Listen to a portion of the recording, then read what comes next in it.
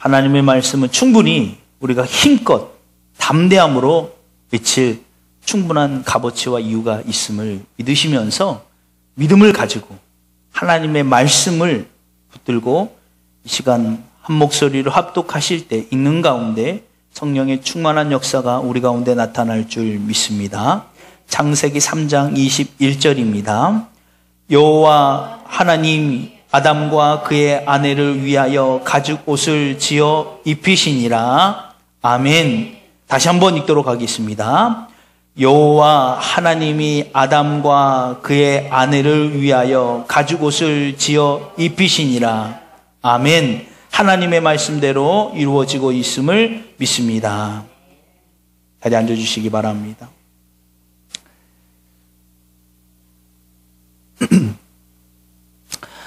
여러분, 하나님의 말씀을 우리가 믿습니다. 아멘입니까? 우리가 믿는 하나님은 성경에서 말씀하시는 하나님을 믿는 거예요.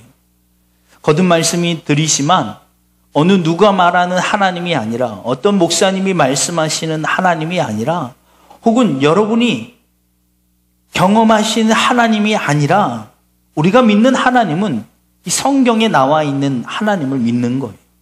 철저히. 우리가 이것을 잃어버리면 절대 안 됩니다. 왜냐하면 성경은 특히 말하는 계시 가운데 일반 계시와 특별 계시로 나누어져 있는데, 성경은 일반 계시가 아니라 특별 계시입니다. 이 특별 계시, 일반 계시라고 굳이 구분을 한다면 창세기에 나와 있는 온 우주 천지 만물을 누가 지으셨죠? 하나님이 지으셨죠. 그 자연의 모든 현상과 상황을 보고 하나님을 느끼는 게 일반 계시입니다. 아멘. 온 우주, 우주에 처음 그 우주인들이 했던 말이 God bless, 하나님을 찬양하라. 하나님의 축복을. 그들이 우주를 보고요, 첫 번째 나오는 말이 하나님을 찬양하라 했어요. 그게 일반 계시입니다.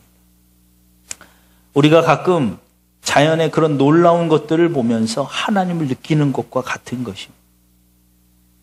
이건 보편적 계시라고 하는 거예요. 누구나 느낄 수 있는, 열려있는 계시입니다.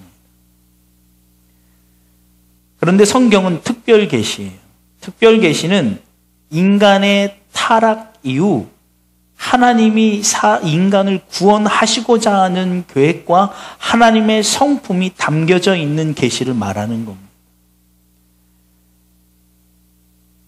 유일하게 특별 계시 가운데 유일무이하게 남겨져 있는 것이 바로 이 성경이라는 거예요.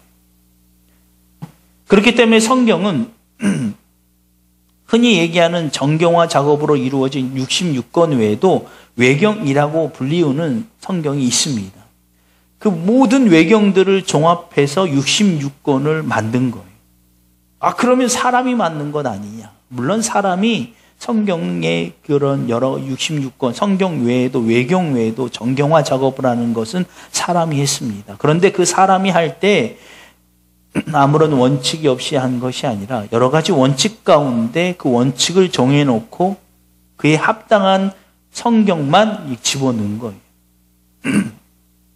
그래서 영감성이 있는가, 혹은 목적성이 분명한가, 하나님을 드러내기 위한 목적이 분명한가, 신뢰성, 하나님의 영감을 받은 자들, 하나님의 영감을 받은 자들, 소명을 받은 자들이 기록한 것인가에 대한 목적성, 신뢰성, 그 다음에 보편성.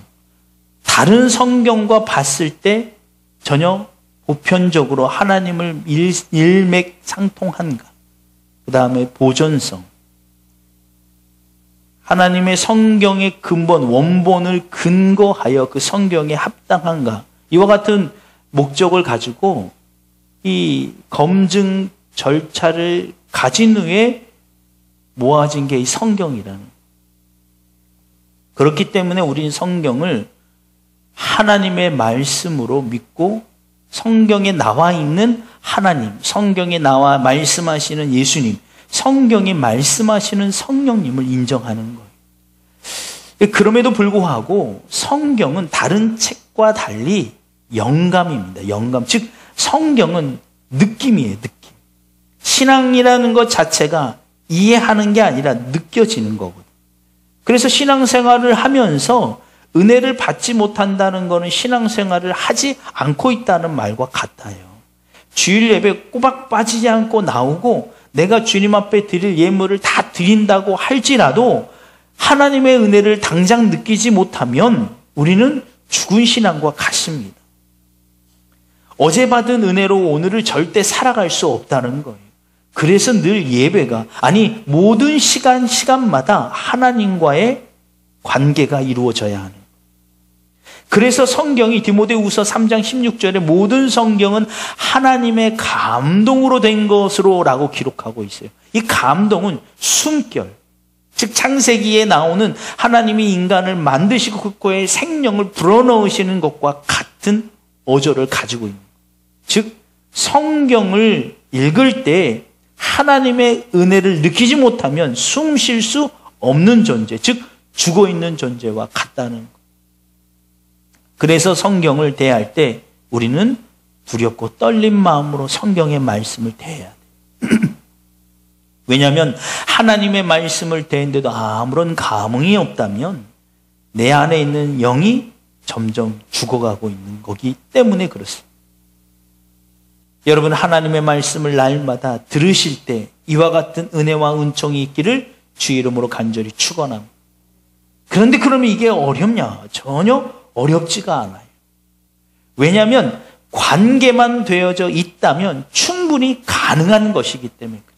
하나님과의 관계성만 분명히 바로 잡혀 있다면 우리는 당연히 그 말씀을 통해서 하나님을 고백하게 되고 만나게 되는 것입니다. 일상생활에서도 충분합니다. 꼭 담임 목회자에게, 어떤 유명한 목사님에게, 신학자에게 말씀을 들어야만 은혜가 되는 것이 아니라 하나님의 말씀은 영으로 되어 있기 때문에 그런 분들의 말씀을 통해서도 듣지만 개인적으로 하나님의 말씀을 읽는 것만으로도 은혜가 되는 거. 왜요? 문자적 말씀이 아니라 살아있는 영감의 말씀이기 때문에 그래요. 할렐루야. 여러분, 어린 갓난아기 자녀들이 부모의 말을 알아들어서 안도감을 느끼는 게 전혀 아니라는 사실. 그 갓난아이들이 뭘 알겠어요? 몰라요. 그런데 엄마의 음성, 아빠의 음성만을 듣고도 안도감을 찾는 거예요. 설마 여러분 갓난아기가 막 울었을 때 엄마가 어이구 그래 했을 때 알아들어서 아이들이 휴, 나는 엄마 말을 알아 이럴까요? 그렇지는 않아요. 전혀 못 알아. 인지를 못함에도 그 음색과 음성을 통해서 아이가 안도감. 이건 바로 영감과 같은 거예요. 여러분, 초기 한국교회에 주류를 이루던 분이 누구냐면 여성, 특히 어머니, 우리 권사님 세대. 이 권사님들, 이 초기의 한국감리교회, 한국교회에 들어왔을 때, 한국의 교회가 들어왔을 때 여성들의 신분이 이 지금과는 비교할 수 없을 만큼 낮기 때문에 대부분 가정에서 학교에 혹은 뭐 학업에 보냈나요? 보내지 않았죠. 그래서 성경을 잘 못 읽었어요.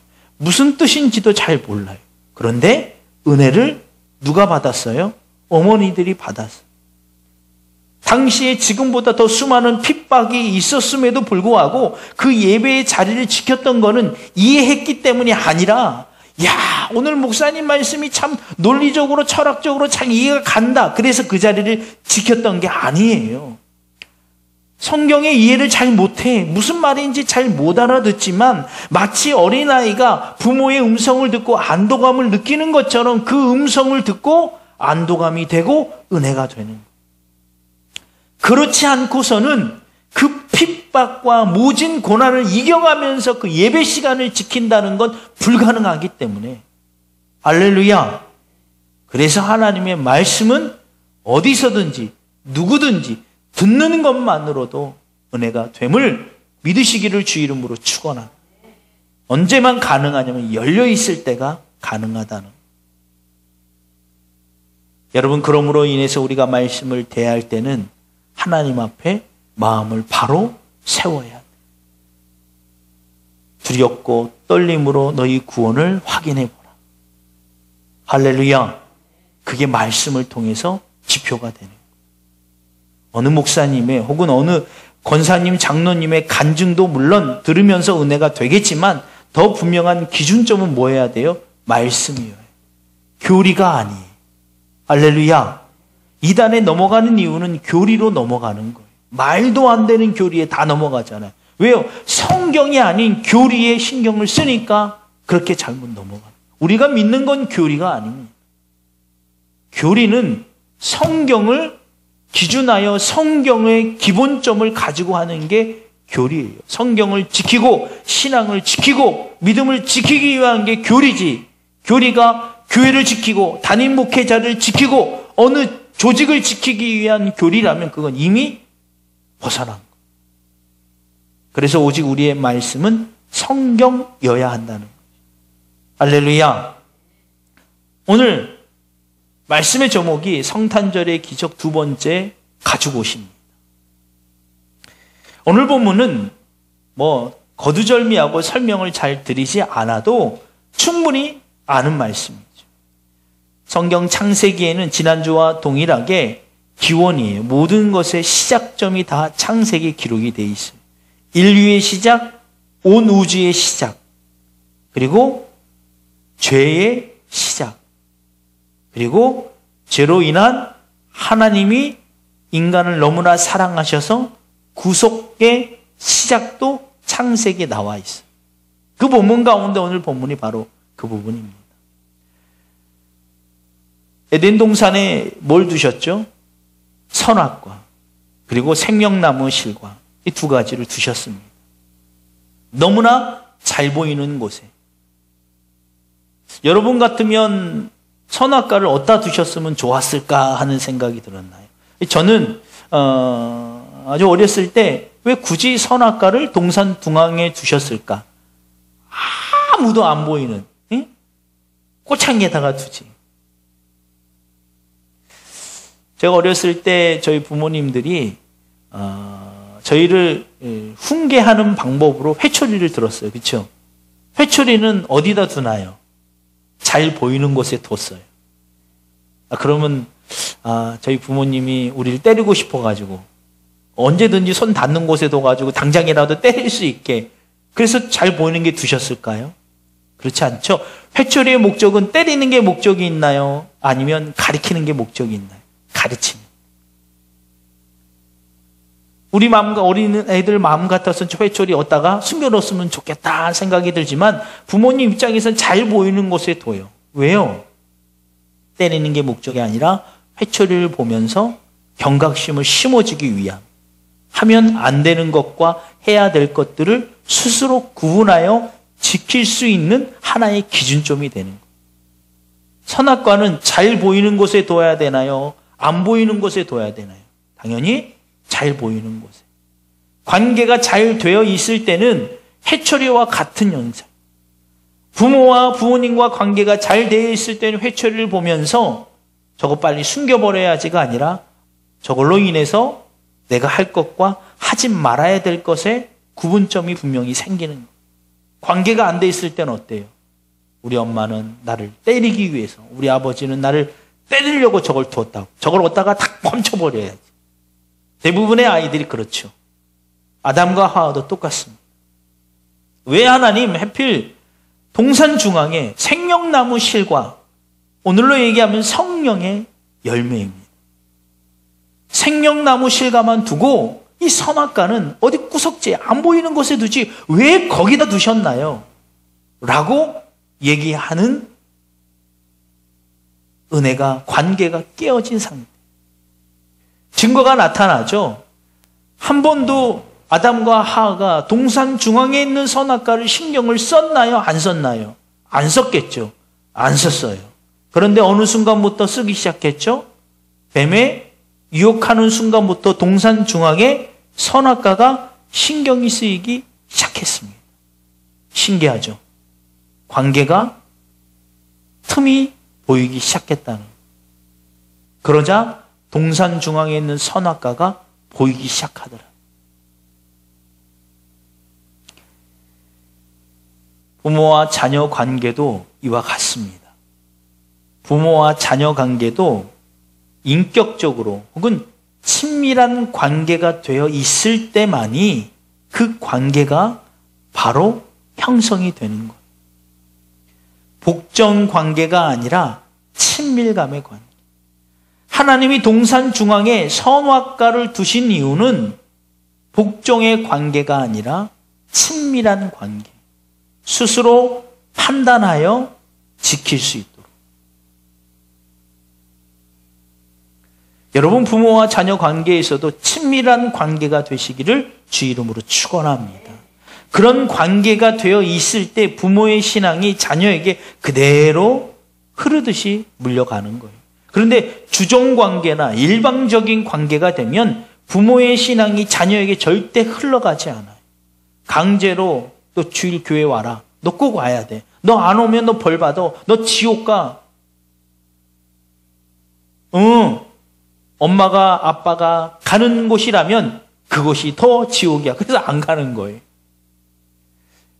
불행한 이야기지만 한국 교회에 특히 중직자의 자녀들 가운데 교회가 떠나는 이 확률이 높아졌다는 거예요.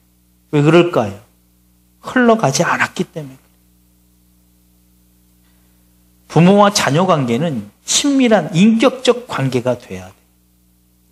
복종의 관계나 일방적인 관계가 되면 절대 안 됩니다. 스스로 깨닫고 이해할 수 있도록 부모는 그 자녀를 친밀한 관계만 유지하면 된다는 거예요. 그게 선악과라. 하나님은 인간과 친밀한 인격적인 관계를 가지고 싶었던 거예요. 그래서 인간이 스스로 할 수 있는 자유의지를 사람에게만 부여하신 겁니다.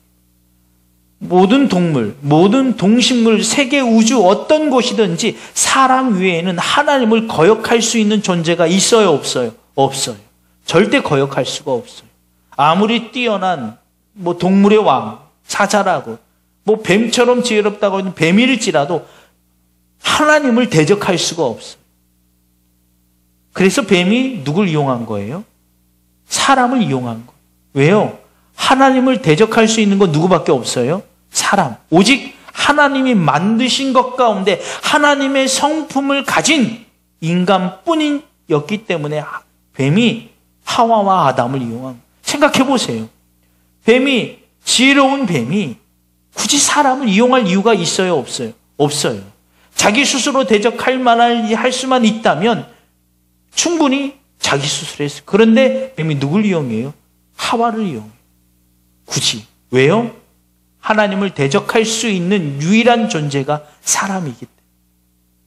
그건 사람과 하나님과의 같은 급이어서 그렇다는 게 아니라 자유의지 때문에 그렇다는 거예요. 그러므로 인해서 자유의지를 주신 이유는 하나님이 인간과 그런 관계를 나누고 싶은 겁니다. 지금도 같습니다. 할렐루야. 여러분, 우리가 하나님과의 온전한 관계를 이루시길 원하신다면 지금도 동일합니다. 인격적인 관계가 되어 있어야 돼요. 인격적인 관계가 되기 위해서는 어떻게 해야 됩니까? 우리는 끊임없이 하나님과의 대화를 나누어야 돼요. 하나님, 나 이거 원합니다. 이것만 주세요가 아니라 끊임없이 하나님께 구하는 게 있어야 돼요. 가끔은 질문도 해야 됩니다. 하나님, 이거 맞습니까? 하나님, 저렇게 해야 됩니까? 하나님, 이거 꼭 해야 됩니까? 이런 질문에 인격적인 관계가 이루어져야 돼요. 하나님의 말씀을 그냥 아무 여과 없이 받아들이는 게 아니라 가끔은 의심을 해봐야 돼요. 하나님, 이 말씀은 좀 이해가 안 갑니다. 물으셔야 된다는 거. 할렐루야. 부모와 자녀의 관계도 똑같아요. 아빠 말이니까 무조건 순종해. 이건 친밀한 관계가 아니에요. 아빠는 이렇게 생각하는데 넌 어떻게 생각하니? 자녀가 나와 다른 관계의 말을 했을지라도 받아들이고 이해하는 것이 친밀한 관계. 스스로 선택해서 만나는 관계가 인격적인 만남입니다. 하나님이 그래서 동산 중앙에 선악과를 두신 거예요.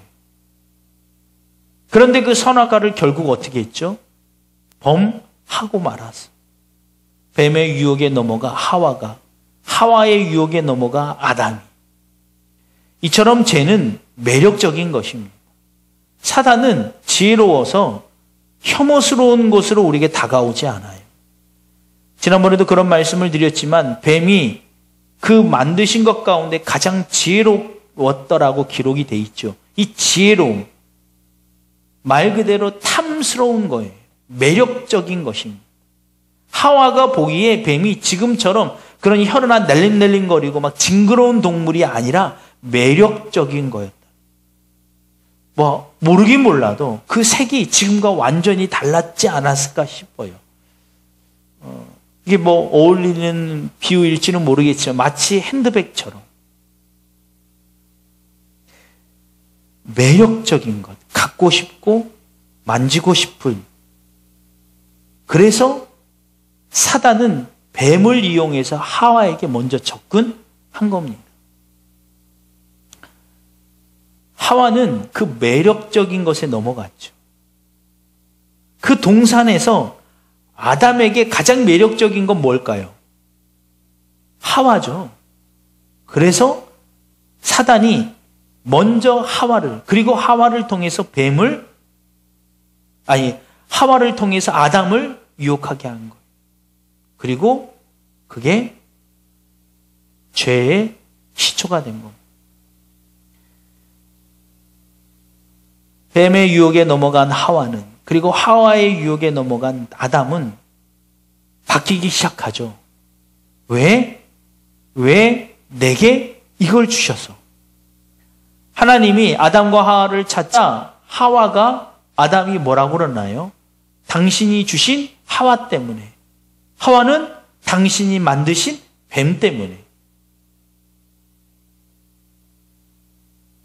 뱀도 뭐라고 했을 것 같은데 뱀은 아무 말을 하지 않죠. 왜요? 뱀에겐 그런 권한이 없기 때문에. 유일하게 누구만 있어요? 하와와 아담에게만. 할렐루야. 여러분, 하와와 아담의 권위는 이미 뱀이 유혹할 때 이전부터 하나님과 같이 되려고 선악과를 범했잖아요. 어리석게도 뱀과 하와에게는 이미 하나님이 그 누구보다 인정하는 권한이 있었던 거예요. 여러분, 지금 이 순간도 똑같습니다. 사단은 우리로 하여금 끊임없이 하나님을 향해 도전하게, 죄 앞에 넘어지게 하는 거예요. 모든 죄의 원인은 하나님으로부터 멀어지게 하는 원인을 가지고 있다는 거예요. 하나님보다 더 좋은 것, 하나님을 믿는 것보다 더 좋은 것이 있다라고 자꾸 유혹하는 거예요. 그런데 우리에게 하나님보다 더 좋은 건 있을 수 없음을 여러분 믿으시기를 주 이름으로 축원합니다. 그 어떤 걸 가져보세요. 돈, 명예, 물질, 혹은 좀 차원이 높아서 사랑? 연인과의 사랑은 어떻습니까? 부모와 자녀에 간의 사랑은 어떻습니까? 그게 하나님보다 더 높다라고 생각하십니까? 절대 그럴 수가 없어요. 왜냐하면 영원하지 않기 때문에. 연인과의 사랑, 혹은 부모와의 자식 간의 관계의 사랑도 영원할 수 없어요. 어느 시간이 가면 유한적인 우리의 인간의 한계 때문에 끝이 오는 것입니다. 그런데 유일하게 하나님과 우리 관계는 영원성을 가지고 있다. 그래서 우리에게 유일무이한 가장 좋은 것은 하나님임을 믿으시기를 주 이름으로 축원합니다. 그럼에도 불구하고 사단은 우리에게 끊임없이 그걸 향해 공격하고 있다는 거예요. 결국 죄 앞에 무능한 우리는 그로 인하여 완전히 다 잃어버리게 된 상황이 오늘 본문의 상황입니다. 그리고 우리는 그것을 그대로 이어봐도 지금도 그와 같은 상태. 우리는 완전히 무능한 상태. 죄 앞에 완전히 무능한 상태라는 것입니다. 절대 죄 앞에 장담하시면 안 됩니다. 죄 앞에 자신감을 가져도 안 돼요. 우리는 죄 앞에 무능할 수밖에 없는 존재라는 거예요. 어떠한 죄도 우리는 스스로 해결할 만한 능력이 없다는 것입니다. 그게 바로 우리의 본연의 모습이라. 하나님 없이는 그 어떤 것도 스스로 할 수 있는 존재가 아니라는 거예요. 제가 이렇게 끊임없이 인간의 무능함, 죄 앞에 무능한 상태임을 강조하는 이유가 있습니다. 우리는 스스로 무엇인가 강함이 있다라고 착각하고 있을 뿐이지 실은 우리 안에 어쩔 수 없는 죄의 근성이 존재하고 있어요. 누구처럼이요? 아담과 하와가 죄를 짓고 난 후에 하나님 앞에 원망하는 것과 같습니다. 어떠한 문제가 생겼을 때 우리는 우리 스스로 어쩔 수 없이 나오는 말이 원망이에요.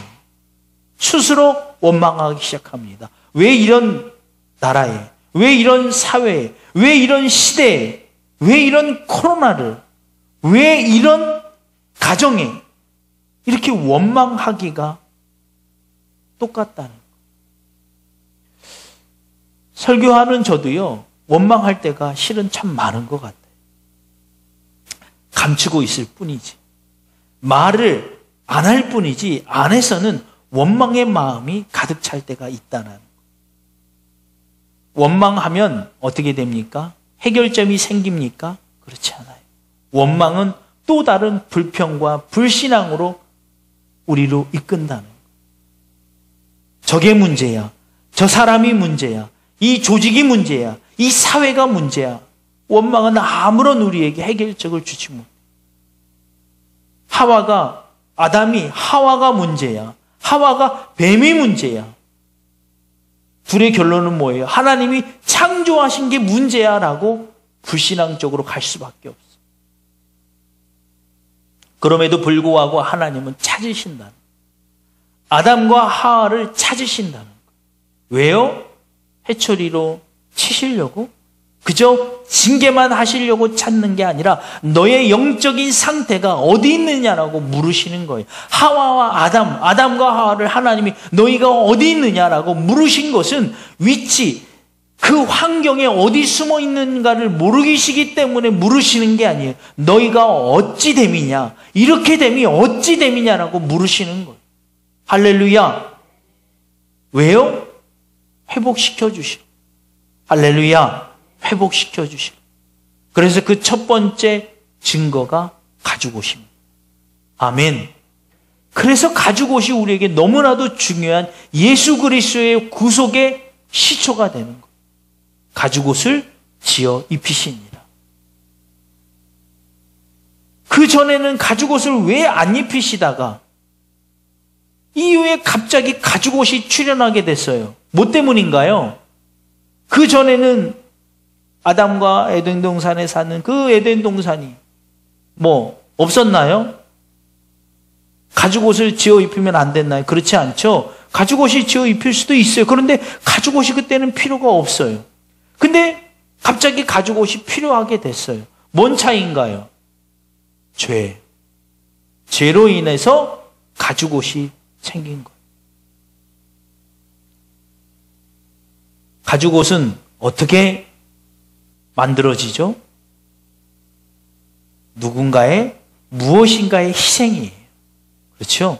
양 가죽이면 양의 생명을 취해야 돼요.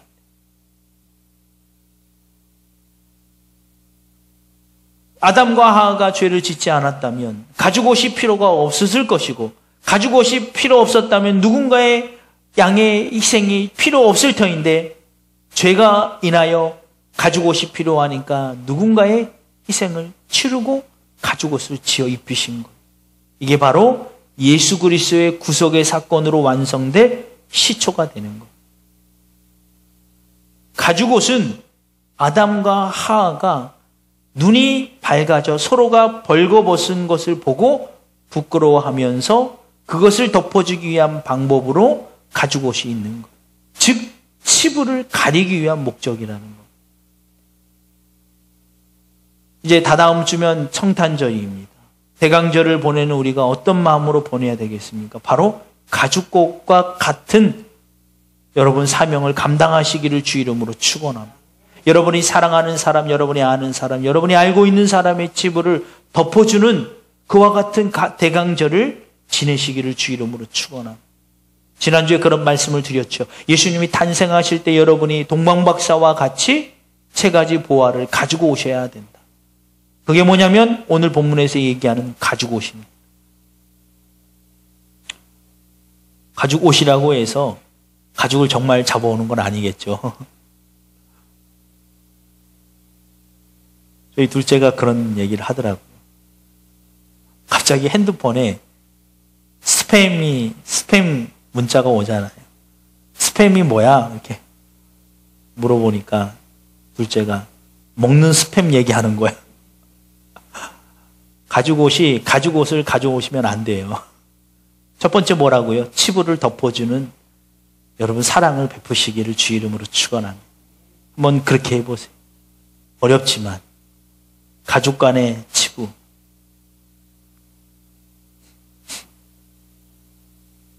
해보시기 바랍니다. 두 번째는 보호하신다는 것. 아담과 하와가 에덴 동산에서 이제 쫓겨나게 되죠. 에덴 동산은 하나님의 영광 아래 있기 때문에 보호가 필요가 없었어요. 그런데 에덴 동산으로 밖으로 쫓겨나서부터는 외부의 환경으로부터 보호가 필요합니다. 예수님이 이 땅에 오신 이유는 우리의 중보자가 되시기 위함임을 믿으시기를 주 이름으로 축원합니다. 이보다 더 완벽한 중보자가 없어요. 마지막 때에 우리가 대낮에 벌거벗은 것처럼 하나님 앞에 완벽하게 드러나리라. 어떡하지? 어떻게 해요? 완벽하게 드러났을 때 부끄러운 게 없는 사람이 있을까요? 여러분은 어떨지 모르겠지만 저는 많을 것 같아요. 생각으로, 손으로, 눈으로 지금. 지금은 다 가릴 수 있지만 그때가 되면 다 드러난대. 그럼 어떻게 돼요? 그래서 예수님이 가리워 주시는 거예요. 내가 안다. 내가 보증한다. 가죽꽃과 같이 우리를 감싸 주신다는 거예요. 그래서 관계가 중요하다는 거예요. 아무나 그럴까요? 그렇지 않죠. 여러분의 자녀가 그렇게 옷을 다 벌거벗고 있으면 여러분은 어떻게 당연히 내 옷을 벗어서 그 안을 끌어안아줘. 근데 모르는 사람이 그러고 있다고 해도 할 수가 어렵겠죠. 그러기가 쉽지 않죠. 그래서 관계가 중요하다는 거예요. 마지막 때에 우리가 하나님 앞에서 완전히 대낮에 벌거벗은 것처럼 다 드러날 때 예수님이 내가 안다 하고 내가 그를 안다 해서 감추어 주실 거라. 우리가 대강절 동안 그런 사랑을 전하시기를 주 이름으로 축원합니다. 누군가에게 보호자가 되어주시기를 주 이름으로 간절히 축원합니다. 마지막 세 번째는 신분의 변화를 허락하셨다는 것. 가죽 옷을 입기 전에 아담과 하와가 무엇을 급하게 만들어 가렸죠? 나뭇잎으로. 나뭇잎과 가죽 옷은 차이가 매우 심하죠. 나뭇잎은 존재 가치가 너무나 없습니다. 그런데 가죽 옷은 존재 가치가 바뀌는 것. 영적으로 보면 죄인의 아래, 죄의 자녀 아래 있던 우리가 하나님의 양자된 권세로 인해서 신분의 상승의 변화가 일어납니다. 여러분, 우리는 이미 신분의 변화가 일어났음을 믿으시기를 주 이름으로 축원합니다. 노블레스 오블리주라는 말을 여러분이 들어보셨을 거예요. 그 신분에 맞는 그 신분의 역할을 해야 된다. 그저 내가 받은 권리만 누리는 자가 아니라 책임을 다할 수 있어야 한다는. 여러분, 대강절을 맞이하는 이 기간 동안 여러분 신분의 변화, 나는 하나님의 자녀된 권세와 책임을 다해 보시기를 주 이름으로 축원합니다. 그것이 바로 오늘 우리에게 가져다 주는 이 가죽옷의 의미라는 거예요. 그리고 그 가죽옷이 오늘날 예수 그리스도의 구속사의 시작점이 된 거예요. 그러므로 우리는 이 땅에 살아가면서 성탄절을 맞이하는 우리에게 하나님이 원하시는 보호하는 가죽옷과 같은 사명, 사랑을 베풀어 보시기를 주 이름으로 축원합니다.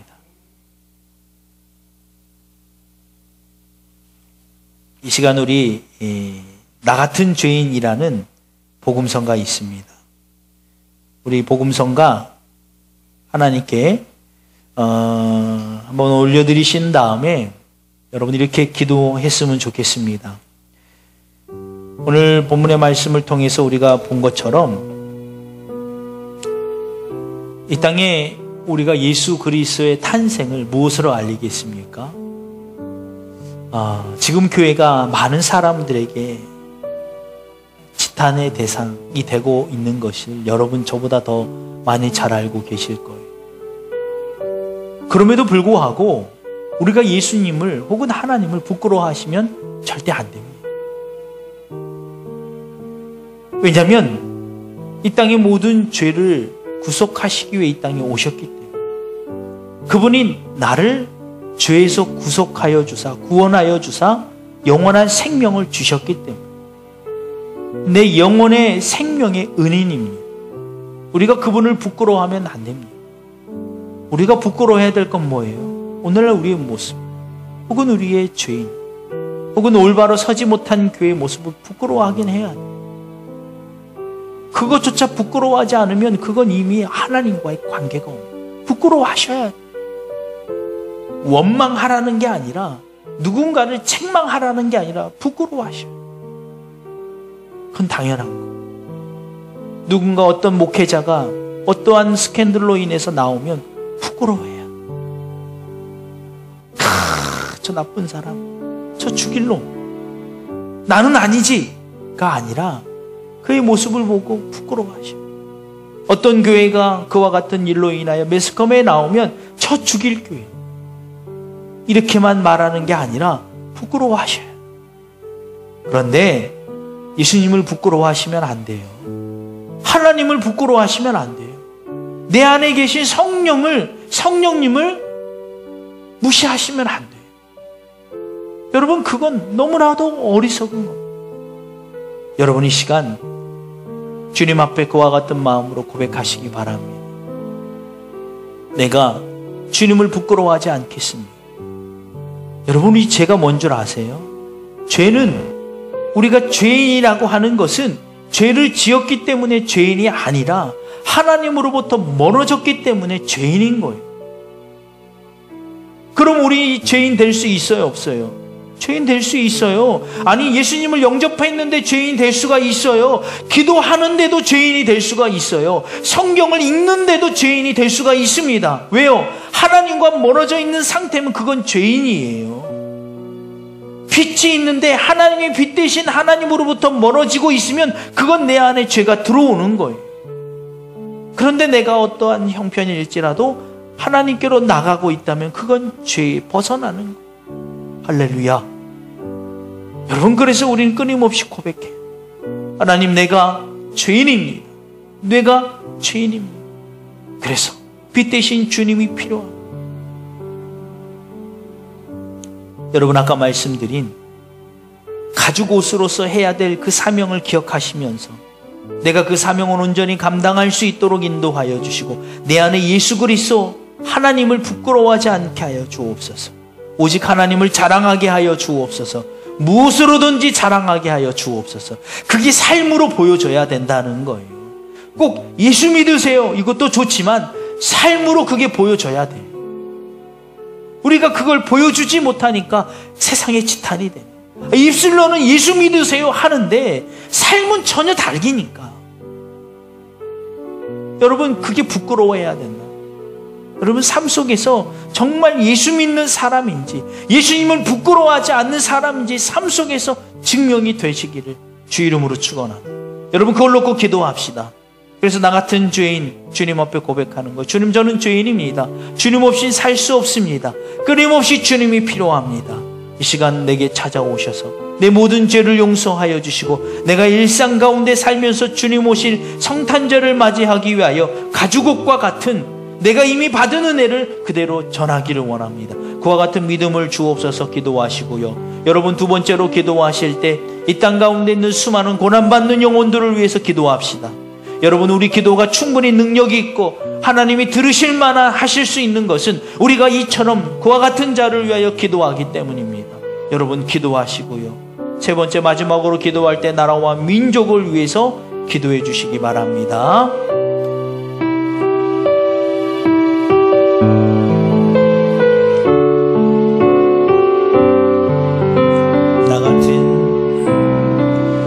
나 같은 죄인 살리신 주의 놀라와 잃었던 생명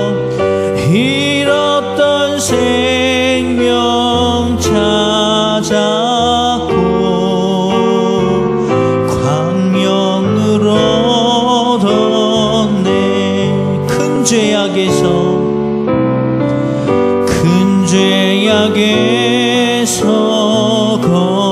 건지시 주의 고마워.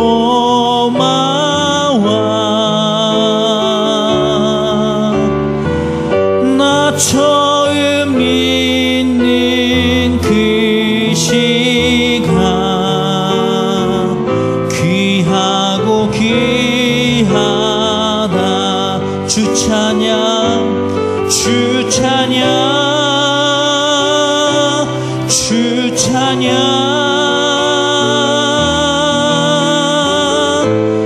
내 마음 다해 주 찬양, 주 찬양. 내 생명 다해. 이제껏 내가 산 것도, 이제껏 내가 산 것도 주님의 인내라. 또 나를 장차 본향에 인도해 주시리. 거기서 우리 영원히, 거기서 우리 영원히 주님의 인내로 해처럼 밝게 살면서 주 찬양하리라. 아멘. 주 찬양, 주 찬양, 주 찬양.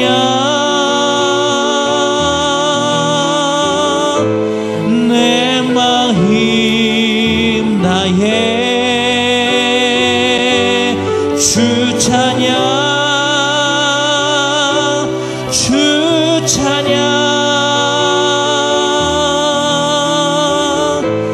내 생명 다해. 마지막으로 주 찬양, 주 찬양, 주 찬양. 내 마음 다해 주 찬양, 주 찬양. 내 생명 다해. 이 시간 믿음으로 주여 삼창하고 통성으로 기도하도록 하겠습니다. 주여, 주여,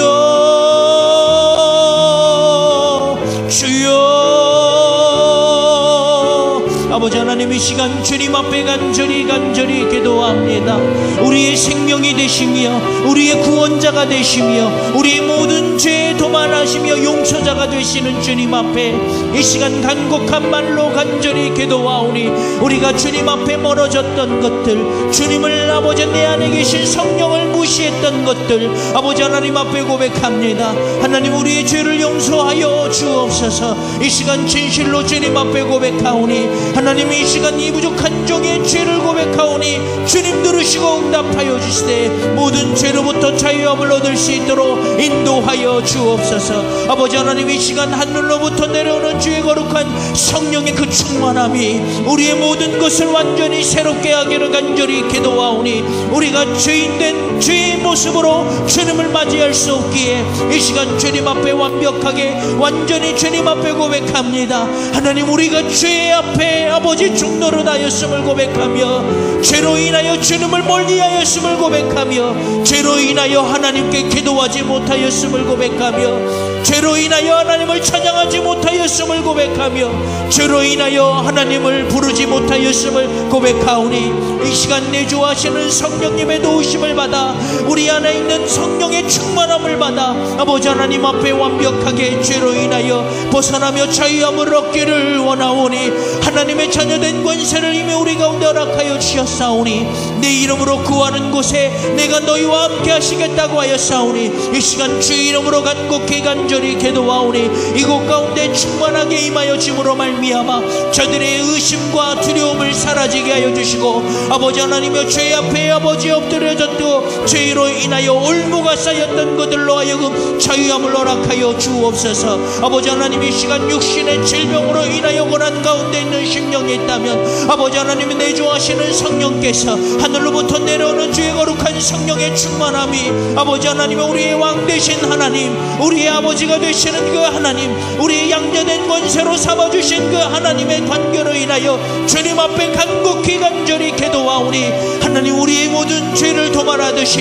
우리의 모든 육신의 질병을 치료하여 주옵소서. 아버지 하나님의 육체적 질병으로 인하여 고난 가운데 있는 심령이 있다면 하나님의 거룩한 성령의 능력이 손으로 붙잡아 주심으로 말미암아 그 모든 질병으로부터 자유함을 얻게 하여 주옵소서. 하나님 깨끗이 나음받게 하여 주시되 성령의 하늘의 광선이 아버지 하나님의 성령의 불의 역사가 그 완부의 손을 대어 주심으로 말미암아 완전히 노임받게 하여 주시고 깨끗함을 받을 수 있도록 인도하여 주옵소서. 온 우주를 말씀 하나로 만물을 창조하신 그 하나님의 전능하심을 의지하여 간절히 기도하오니 아버지 하나님 치료하여 주옵소서. 아버지 하나님 치료하여 주옵소서. 하나님의 그 뜨거운 치료의 강선이 그에게 얹어짐으로 말미암아 치료하여 주옵소서. 정신적 질병과 영적인 질병으로 인하여 고난 가운데 있는 심령이 있다면 아버지 하나님 이 시간 주님 앞에 간절히 기도하오니 하나님 치료하여 주옵소서. 그의 정신이 온전하여져서 아버지 하나님의 온전함을 받을 수 있도록 인도하여 주옵소서. 그가 여러 가지 인하여 아버지 하나님의 심리적으로나 정신적으로 고통 가운데 있사오니 하나님 이 시간 찾아가 주옵소서. 그리고 아버지 하나님의 능력 위에 손으로 아버지 하나님 안수하여 주심으로 말미암아 그 모든 질병과 두려움이 떠나갈지어다. 나사렛 예수 그리스도의 이름으로 명하노니 떠나갈지어다. 그를 붙들고 두렵게 하며 근심하게 하며 좌절하게 하며 우울하게 하며 모든 것을 포기하게 하며 모든 것으로 두려워하게 하는 악한 사단의 영이 나사렛 예수 그리스도의 이름으로 명하노니 떠나갈지어다. 아버지 하나님 이 시간 주님 앞에 간절히 기도하오니 영적인 질병으로 인하여 고난 가운데 있는 심령이 있다면 그로 하여금 불신하게 하며 하나님을 믿지 못하게 하며 하나님을 향하여 서지 못하게 하며 하나님을 향하여 불만하게 하며 그로 인하여 그 마음 가운데 신앙을 흔들게 하는 악한 영이 나사렛 예수 그리스도의 이름으로 명하노니 떠나갈지어다. 아버지 하나님 이 시간 주님 앞에 간곡히 간절히 기도하오니 시공간을 초월하신 하나님이시기에 이 자리에 없지만 아버지 하나님 영상을 통하여 예배하는 모든 심령들마다 동일한 놀라운 능력과 역사가 나타날 수 있도록 인도하여 주옵소서. 하나님 이 시간 주님 앞에 간절히 간곡히 기도하오니 하나님이 부족한 종은 이곳에 있을 수밖에 없사오나 성령께서는 어디에나 계시오니 그 심령 안에 계시오니 하나님의 영으로 아버지 하나님 이 시간 간곡히 간절히 부탁드리오니 하나님 영상을 통하여 예배하는 모든 세계와 열방 가운데 하나님의 복음의 역사가 나타날 수 있도록 인도하여 주옵소서. 아버지 하나님 이 시간 주님 앞에 간곡히 간절히 기도하오니 믿음이 없어 좌절하여 예배하지 못하며 기도하지 못하는 심령이 있다면 하나님 이 시간 간곡히 간절히 기도하오니 그 입술을 열어 주옵소서. 그리고 주의 이름을 부르게 하여 주옵소서. 어린 자녀가 아버지 하나님의 부모를 향하여 아버지를 외치는 것처럼 그저 부모의 이름을 부르는 것처럼 하나님 그로 하여금 부모의 이름을 부르는 것처럼 하나님의 이름을 부르짖게 하여 주옵소서. 하나님 아버지 하나님이여 낮추어졌고 잃어버렸던 믿음의 영성이 있는 자가 있다면 하나님 다시 회복시켜 주옵소서. 아버지 하나님 환경과 처지와 상관없이 아버지 그가 어떤 처소에 있든지 어떤 환경 가운데 있든지 하나님 이 시간 주님 앞에 간곡히 간절히 기도하오니 그로 하여금 하나님의 이름을 부르게 하여 주옵소서. 하나님의 이름을 부르짖을 때에 하나님께서 그의 음성을 들으시고 주시고 그로 하여금 아버지 하나님의 주의 음성을 듣게 하여 주옵소서. 아버지 보여지고 들려지는 놀라운 역사가 나타날 수 있도록 인도하여 주옵소서. 성령님께서 임하시는 곳마다 흔적을 남기신다고 하였사오니 하나님 그 영혼에 부르짖는 심령들마다 아버지 하나님을 부를 때에 성령이 그 가운데 임하여 주심으로 말미암아 바람이 부는 것과 비가 오는 것과 아버지 하나님이 하늘로부터 내려오는 불이 내리는 것과 같이 그로 하여금 흔적을 남겨주옵소서. 그로 하여금 흔적을 남겨주심으로 말미암아 하나님을 경험하는 그가 다시 한번 회복될 수 있도록 인도하여 주옵소서. 아버지 하나님 이 시간 주님 앞에 간곡히 간절히 기도하오니 하나님의 거룩한 성령의 능력과 역사가 하나님 넘쳐날 수 있도록 인도하여 주옵소서. 하나님 우리 교회를 향하여 하나님 허락하신 비전들을 이뤄갈 수 있도록 인도하여 주시되 하나님 그 사명을 온전히 감당할 수 있도록 이 부족한 종 가운데 허락하여 주시고 하나님의 권세와 권능을 허락하여 주옵소서. 하나님의 말씀의 권능을 허락하여 주시고 하나님의 영을 아버지 하나님의 충만하게 허락하여 주시옵소서. 모든 영광이 하나님께 있음을 고백합니다.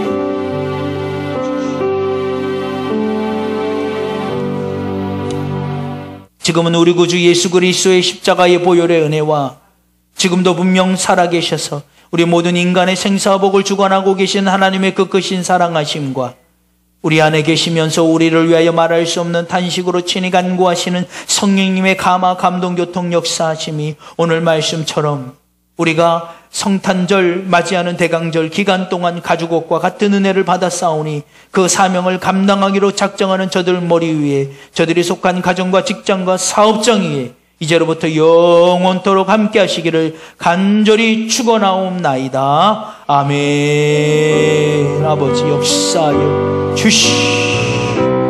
아버지 역사하여 주옵소서. 아버지 역사하여 모든 영광과 하나님께 있습니다. 하나님 역사하여 감사 모든 영광은 하나님 역사